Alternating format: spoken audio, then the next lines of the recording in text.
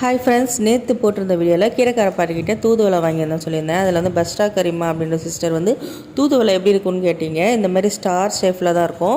ரெண்டு பக்கமும் முள் இருக்கும், முன் பக்கமும் பின் பக்கமும் முள் இருக்கும், காம்புலலாம் முள்ளாக இருக்கும். மொத்தத்தில் இந்த செடியிலேயே வந்து பார்த்திங்கன்னா ஃபுல்லாக முள்ளாக இருக்கும். பார்த்து சிஸ்டர் வச்சு தான் கட் பண்ணி எடுக்கணும்.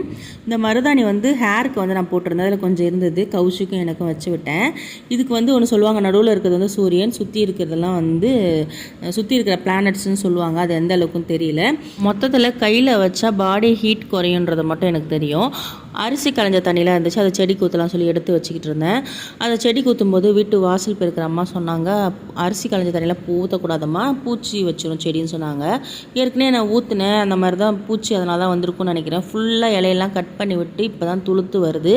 இப்போ வர செடி வந்து எப்படி வருதுன்னு பார்க்கலாம். எல்லாம் கட் பண்ணி விட்டுட்டேன். இன்றைக்கி லஞ்ச் வந்து பார்த்திங்கன்னா சேப்பக்கிழங்கு காரக்குழம்பு, அவரைக்காய் பொரியல், தோசை, பன்னீர் பட்டர் மசாலா.